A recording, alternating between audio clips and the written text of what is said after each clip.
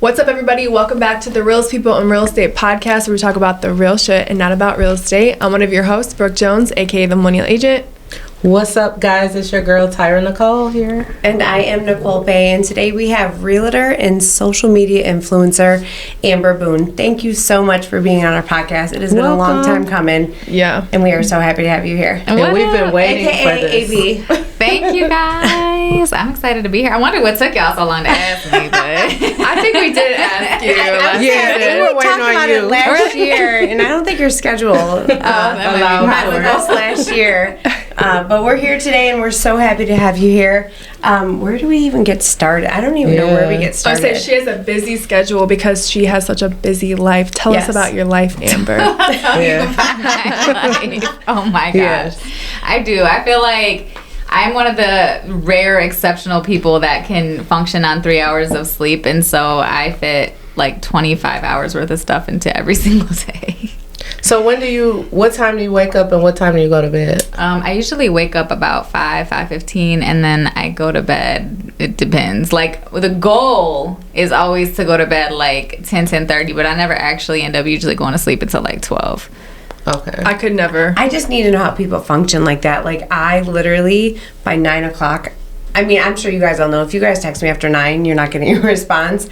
9 o'clock, I'm done. And I'm usually up by like 5:30. So how do you even start to have a productive day like that? Like, do you have an outline for your day? Do you have a schedule? Or is it just you wake up and do the same thing every day? I wish. I feel like my most productive days are when I wake up and go to the gym, and I have like my me time in the morning. So I go to the gym and I do the steam room afterwards, and that's my time to breathe and think through the day and all of that. And then from there, I'm like, my coffee or my breakfast or whatever, like make sure I get, and I always drink like a bunch of water too before I even get to my coffee. And then I get to my coffee, my food, and then it's like, okay, then the rest of the house wakes up, and now I'm a better person for them that I've had some time to myself in the morning.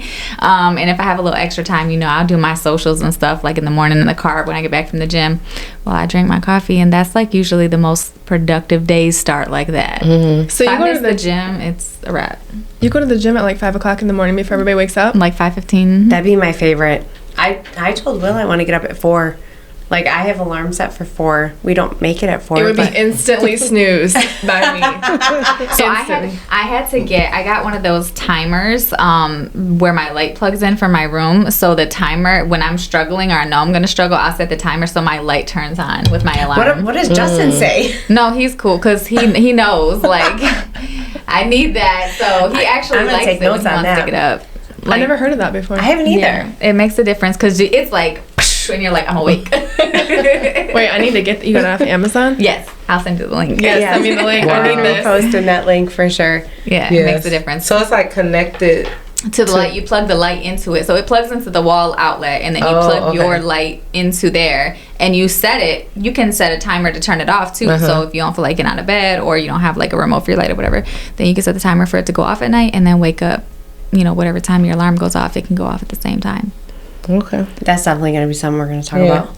Oh my goodness. Yeah. I need that. I know you need that. Okay.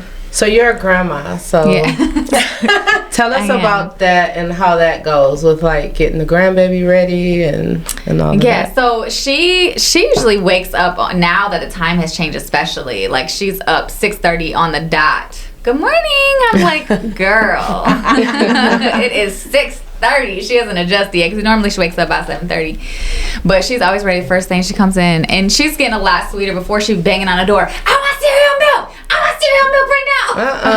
I'm like, girl.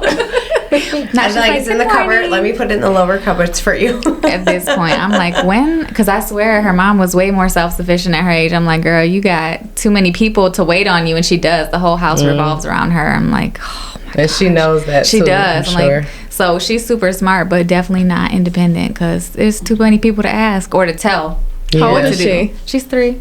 Oh, okay. So you have 3 kids, and then you have 2 grandbabies. So going back into your story, it's a very in-depth story, and we all know that.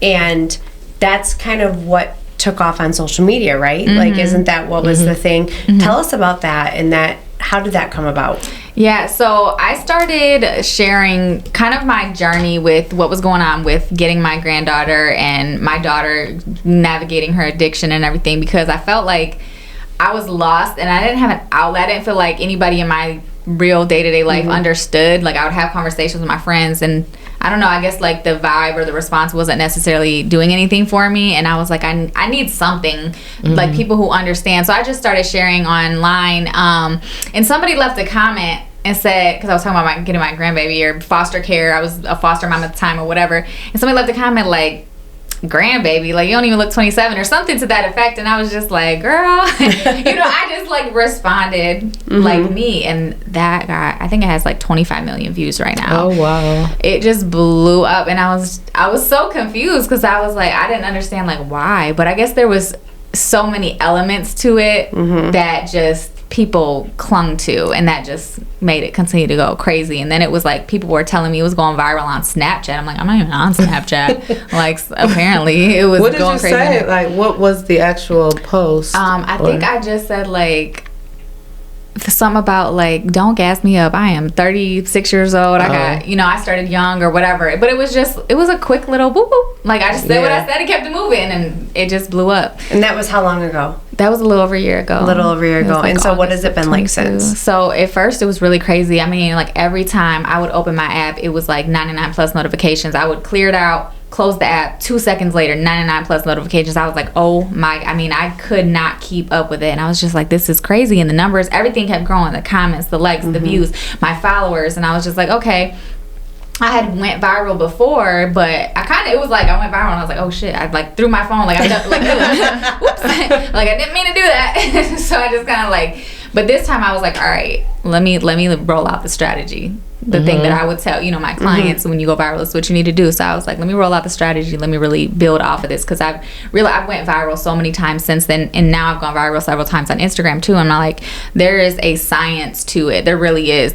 And because anybody can really go viral, but it's like, how do you turn that 15 minutes into 5 days, 5 months, 5 years? How do you turn that virality into an income, into a business? How do you translate it into everything else that you're doing? Now, my thing has always been my story. Like, I had my daughter at 14 years old, and immediately I wrote I was asked to write an article for the local newspaper and share my experience and my story, and I did. And ever since then, I've been sharing my story. So that's always been my thing. It just never picked up the way that it has, but that's okay. It took 20 plus years to get there, but I've been sharing the same story. There's just different things that have changed over the 20 years that have been added to it that I incorporate now. Do you remember when you found out your video was going viral, like what you were doing, how you reacted? No, I think I was just chilling, and I had opened up Instagram, and I was like, why is my Instagram popping? Because I had posted what I thought was a really funny video on Instagram. Those are the ones that never go. Yeah, I was like, this is so funny. And I posted it, so I was like, oh my gosh, my video must have went viral on Instagram. I'm so hilarious. No, nobody quite at that video. But I was like, where are all these followers coming from on Instagram? And so then I went to TikTok, just randomly checking my socials. You close one app, open the other, whatever. So I'm going through, and I opened TikTok, and I'm like, what did I do? I forgot I even posted the video. I was like, what did I do? I was like, oh my God, like, because sometimes you can go viral for the wrong reason. Like, did somebody say something? Like, oh no. And I saw you're talking like 25 million views. Yeah. On that one video that made it go. I've watched your videos. I think we all have, and I know you deal with a lot of the ups and downs of social media.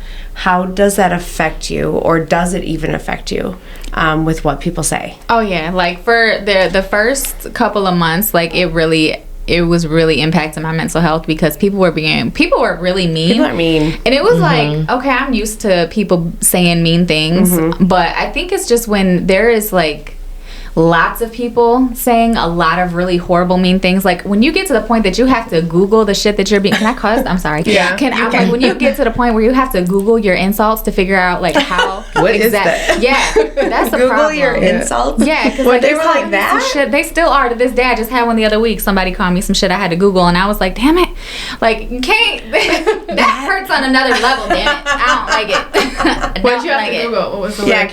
It was it was a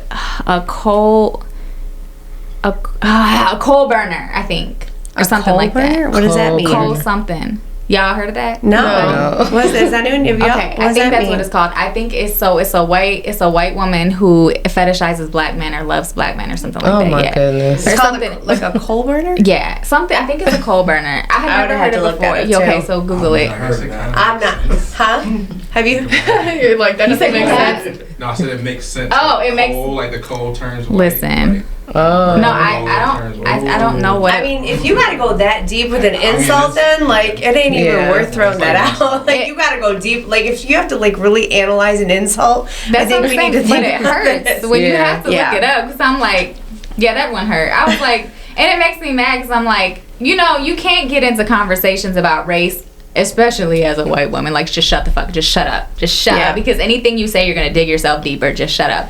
But then I'm like, but I don't really want to shut up because you're wrong and you're loud and you're ignorant. So it's hard. So I've had my moments of conversations. They go in. Like I've seen some of them. They are not nice. And I just reading some of them, like I'm like, oh my. And then I see your responses. I'm like, go ahead, girl. Yes. So how does she did it? How does you're Justin really deal good with your responses. Heck yeah, you are. Oh, great. Thank you. How does Justin deal with that? Because I can only imagine it affects your mood throughout the day, and then he wants to obviously see you happy. Well, it's not. I'm gonna get that. I'm just gonna answer this because like he runs a business, and at first I was more concerned about his business. I was like, how does this make you feel? Because he's very much like black owned, like.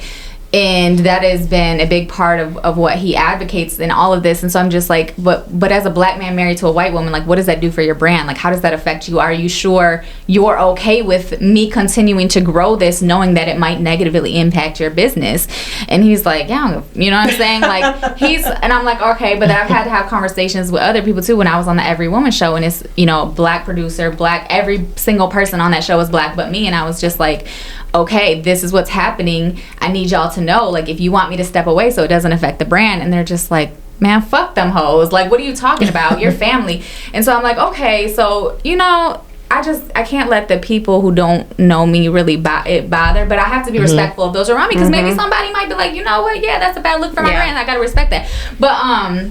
But as far as that, yeah, it does affect my mood. And I think, like, he's really kind with me. He's really patient with me. So he's really good at allowing me to go through the motions. But there have been times where he's like, I'm about to throw your fucking phone. Like, I'm done because I'm tired of it. Like, he can tell, like, what somebody said about me the other day. Oh, okay.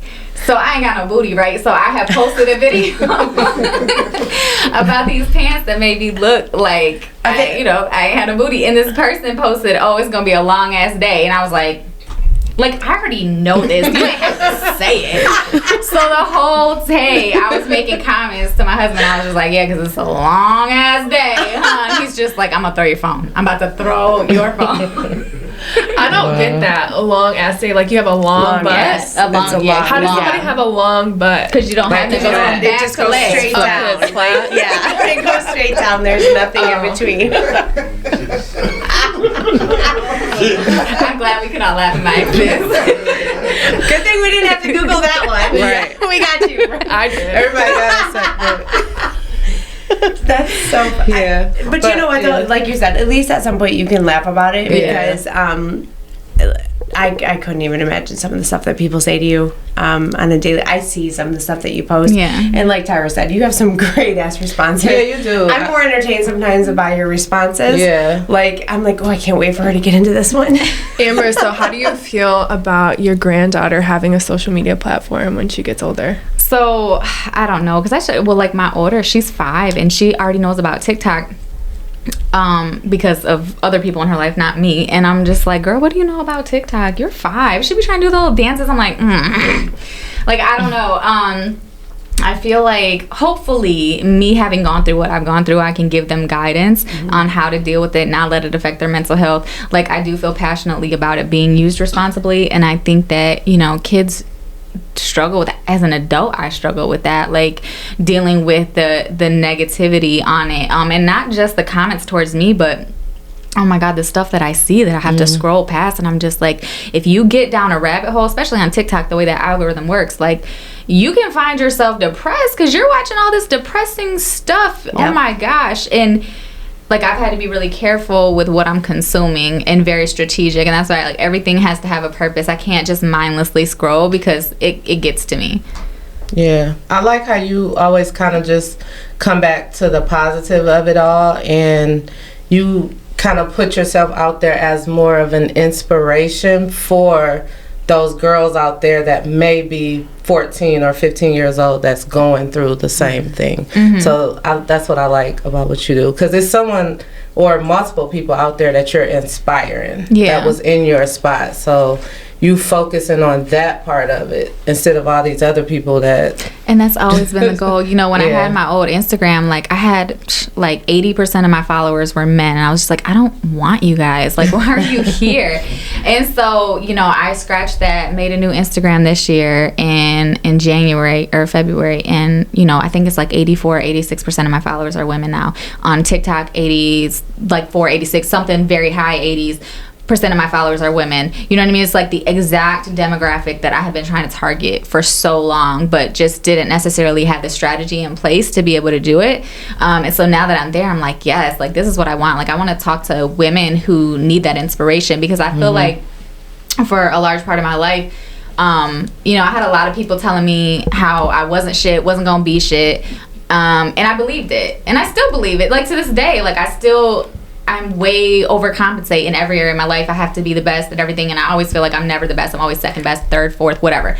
But point being is that because of that, like everything that I do is I want to breathe life into other young people, particularly women, like men too, but really I want to focus on the women who feel like they can't do things and let them know, like, yes you can, and if you feel like you can't because of X, Y, and Z, I promise you, like, look at my X, Y, and Z, and I still did it. So that's always been the goal. Definitely. So speaking on like what Tyra said about like you're telling your story, do you find that you've been able to influence a lot of people who have maybe gone through what you've gone through? Do you, like, besides the negative, you're going to get the negative, we know that, but are you seeing the positive as well in that, or Absolutely. people reaching out maybe having the same story? Yeah, I get so many messages, and like every once in a while I have to be in a good mental place to read the messages, because sometimes they're triggering or they're overwhelming or what have you. So I have to be in a good, but I'll try to go through my messages and respond and like let them know I see them, and you know, whatever that, sometimes they ask for just like help or information or resources or whatever, and I'll try to provide that. But I have people, like I have one particular girl she's 17 years old, she's a teen mom, she's been following me literally since day one, and that's my baby. Like I tell my husband all the time, like that's our unofficial adopted daughter. Like that's my baby. Like I love her, and she's sending me her report cards, and I'm just cheering her on. Like I adore her. And you know, there's a couple people like that, but that's like the main, like the one that I'm just like through everything, like I really support her, I see her, and I'm so glad that, you know, we kind of found each other through this, because, and I hope, and I'm sure there's other people too, but that's just the main one who's literally been there since day one. Yeah.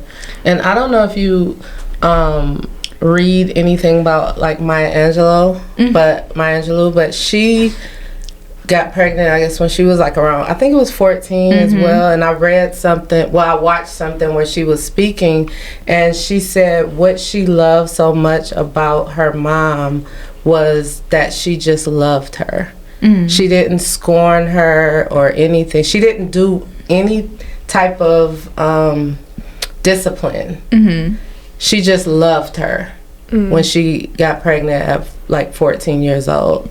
And so I think a lot of kids where that happens to, like, they need that love, because that's all that it is. It's like people looking down on them or talking about them, saying something about them, making them feel ashamed.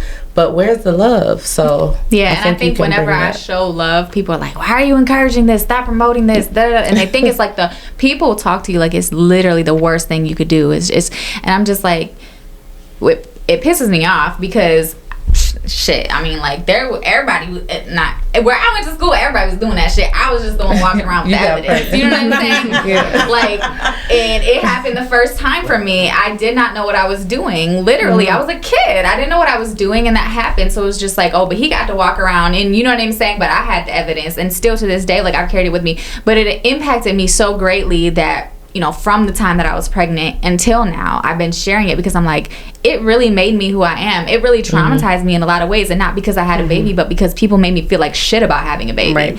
When you have a baby, you say, oh my God, let's have a baby shower. What's it gonna be? Oh, we're so excited for you. It's a new life in the world, blah, blah, blah. It seemed, you know, I got pregnant. It's just like, oh, well, you better go get Section 8. You ain't gonna be shit. You're not going to college. You're not doing anything with your life. Fuck your dreams. Like, and it's just like, oh, okay, because of a baby, you know, like, dang. So let's talk about that. Like, go back into that space. You were young, you were 14, but what was your childhood like? Was there anything that you, looking back on, look at and say that this is why whatever happened, or did it just happen? Yeah, no, I think that I was, oh God, how do I even get into this? I don't want to cry. Okay, so I was sexually abused when I was 3 years old by my biological father. And I knew immediately when it happened that it was wrong. I didn't know what happened. I just know, this don't feel right. This is not right. At 3? At 3. You knew? Yes. I'd say, well, I was like almost 4. So I immediately went home from the visit. I told my mom what happened. I didn't tell her, oh, he sexually abused me. I said, this is what happened. And she, oh my God, call the police, whatever. So I had to testify against him in court and say and show and demonstrate after like going through this with the investigators, with the therapist, like all, then I had to get in court and I had to testify. And he was convicted. And I still had to go visit him. Like the family court still made me go visit every other weekend. Wait, while he was in jail? No, because he initially, he just got house arrest. Oh. So he didn't even like serve real jail time. So wait. So He was convicted, but he was convicted, but he didn't go to jail. his sentence was house arrest. His sentence was house arrest, Wow. and No he had to do like shit. probationary. And this was before, so this was in 1989. This was before you had to register as a sex offender. So if it was in 2000 or whatever, whenever that law, I think it was in 93 that was enacted, but he would have had to register, but because it was before then, he didn't. So anyway, so house arrest. So yeah, so initially it was just like go with, like my mom would take me over there for a couple of hours, and then it was like, okay, a supervised person. Then it was, okay, you go over there. So my mom sent my older sister, who was 6.5 years older, with me. My older sister, who was not his child.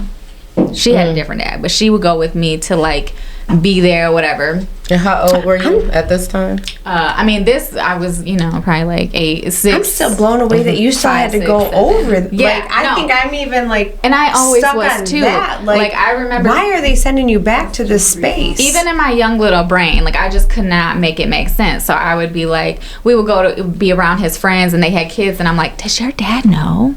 Like, does your dad? Because why would your dad let my dad around y'all? Yeah. Like, and they would be like, what? Like they were, and maybe they probably had no, you know what I'm saying? But Right. I was so confused, and I didn't understand it. And I used to do everything. So like he would come to pick me up, and I would literally be laying on the floor playing dead. Like I would stop breathing and everything, like thinking that they were like, oh my God, she's dead. She doesn't have to go.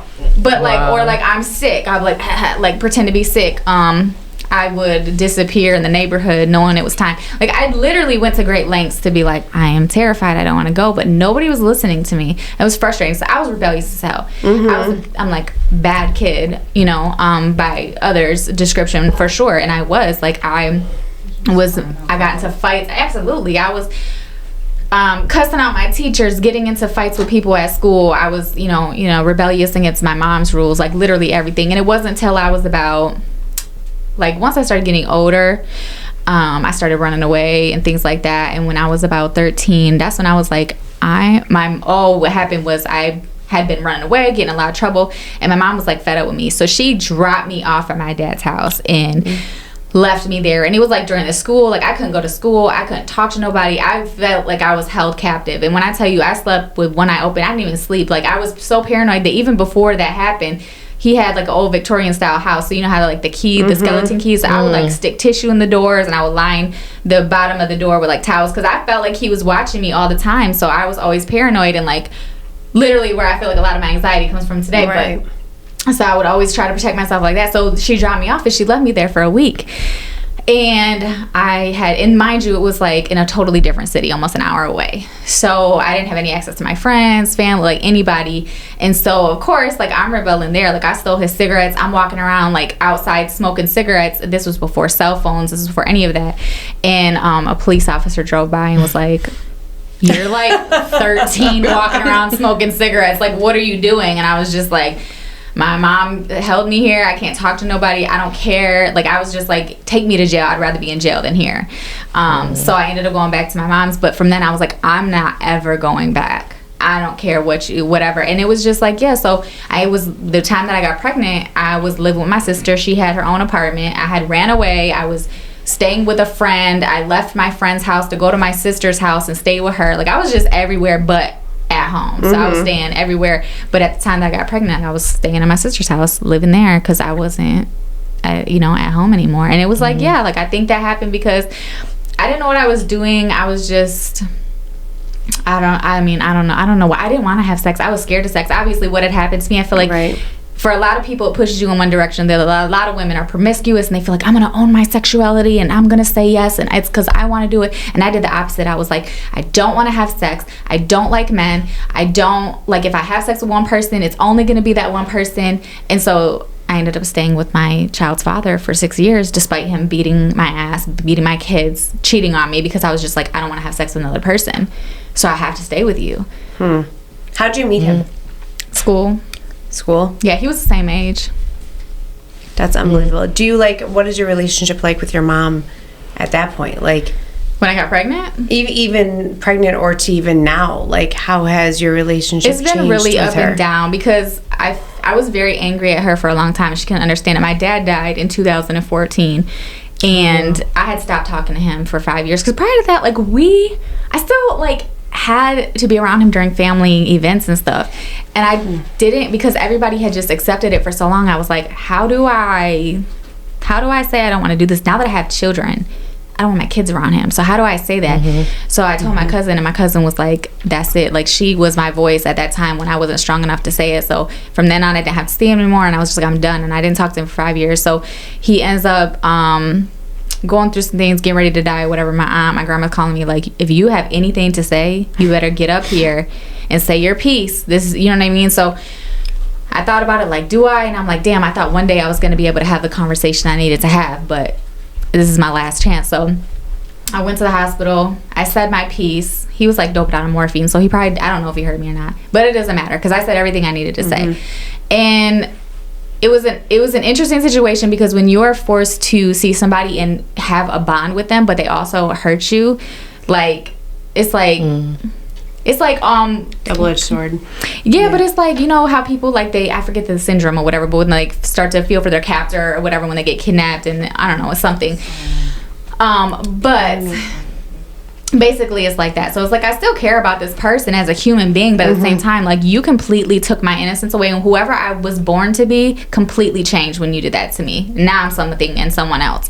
So anyway, but I went through that process, had the conversation, and then I stayed there and did not leave that room for anything until he took his last breath. And eventually, like, when my aunt left, my grandma left, and it was just me in the room, he finally took his last breath, and I watched it. I watched life leave his body, and I was just like, for me, it was therapeutic because I felt like he took my life away from him and for me, and I got to see life leave his body.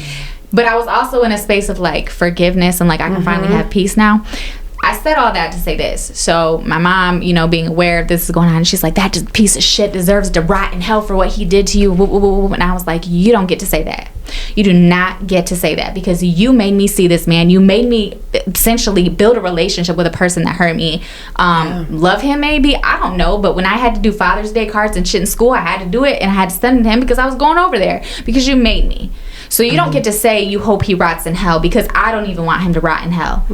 And that was in 2014. We're almost 10 years down the line. It's been a rough 10 years because I've been doing a lot of growing and healing, and from what she did, from what he did, from just life itself, and she's not growing and healing. And so she doesn't understand my process, and she doesn't understand when I lay boundaries, why those boundaries are in place.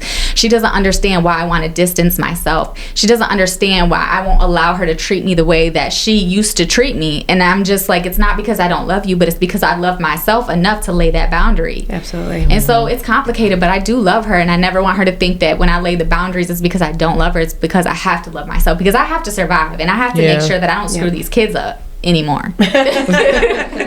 Yeah. Good for you. Wow. Like, for sure. Absolutely. Thank you. Yeah, I feel like I need to clap. This wasn't supposed to happen. But AB, listen here, man. I know your target audience is women, but I am not one of those. But I am going to start following you from this point moving forward. Thank you. That's a beautiful story within its own. You know, I appreciate you. That's Thank you. some dope shit. Thank you. Yeah. Thank Yeah, you. no, Do you for think sure. like when your father passed away, was that like a turning point for you? Was that the Absolutely. moment in which you were like, I started healing. I started. yeah, like was weight I felt lifted like, almost? Yeah, I felt like I can, whoever I was supposed to be, I feel like I can start tapping back into that. And I did. It was like, it was the beginning of a long journey that I'm still on and still got a long way to go. But it was when I started being able to look at myself and see myself as a person and not just a victim or not just something that, somebody that something happened to, but I'm like a whole person. And he doesn't have that power over me anymore. Right. Yeah. And that's crazy. It's like when people in general see a child that's 14 years old and pregnant, they automatically just think down on it, but not think what's her story. Right. You know what I'm Absolutely. saying? So I just think that that's kind of opened my eyes a little bit just from hearing your story. Yeah, I mean, usually they do have stuff going on, but but if you knew me at 14, 15, man, I had a slick mouth and a head that was bobbing side to side, and I was like, so you was probably like, I don't care what your story is, little girl, you need to sit down somewhere. Amber, did it ever cross your mind at that age to like go through with an abortion, or like why did you decide to keep the baby? No, so they laid out my options at the doctor. You can do an abortion, you can have it, or you can, give it up for adoption. And I was just like, I made my bed, I'm gonna lay in it. Like, I did this is my consequences, I'm gonna take, my baby's father's, my ex-husband's mom, my ex-mother-in-law, she was very, very religious, and she was very much like, I'll take the baby, but you can have an abortion. I was like, I'm not even thinking about it, too. But she was just like, no. My grandma, my dad's mom, she was like, yeah, I think you should have taken care of it. Like, she didn't want me to have it. She had my dad at 17 and got married and had 2 more kids with him. So similar story. So I mean, at the time I was so offended, like, how could you say that? But now having a child that had a child at 17, I'm like, oh, I see why she said that as an option. I was so offended by the idea of abortion. Like, how dare you? But now I'm like, I get it. It sucks that it's an option, but like, it sucks being a woman. Like, it sucks having to ever be in a position to make that choice. It's a heavy decision for sure. So like looking back, your story is impeccable. Like, I don't even think there's so much more that we could talk about, and even where you are today. So there's a couple ways we go about this. Let's wrap up to where, if you could tell yourself something at your younger self, what would it be? Like, what would Amber tell young AB? I would tell a young AB to like think of the most outrageous, amazing thing that you can want for yourself and do it. Like, go for it.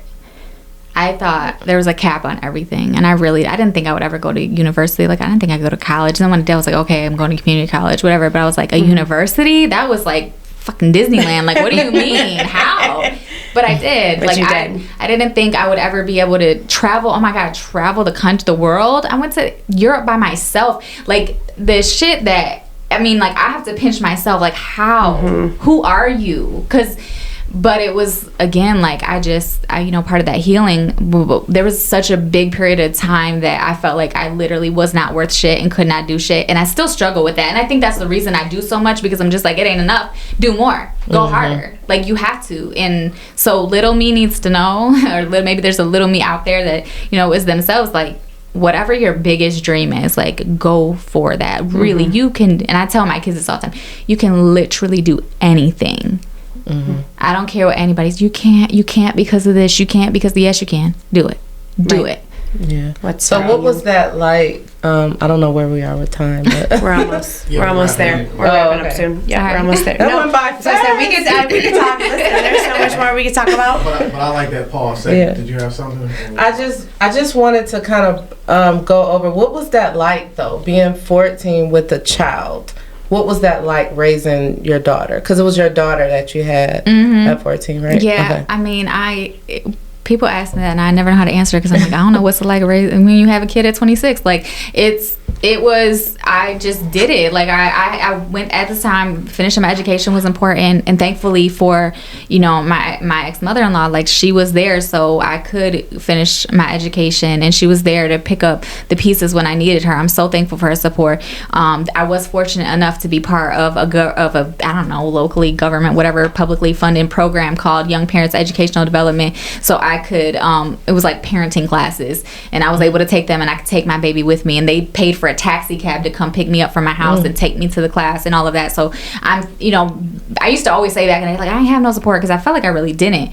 But as an adult now, I see how important all those little things put together ultimately meant for me. But it was the people, it was like the mentors that came along through my experience, because like I said, I was getting into a lot of trouble for a long time, and everything culminated kind of at the same time. So I got pregnant at the same time that I had like truancy, MIPs, assault and batteries, like literally all my charges was like boom. And so I'm newly pregnant and sitting in front of a judge, and he's like, what's going on? Like, what are you, you're either going to go to the juvenile facility, or we have this new diversion program through the Michigan State University. You'll get paired with a mentor, and this is what the program is.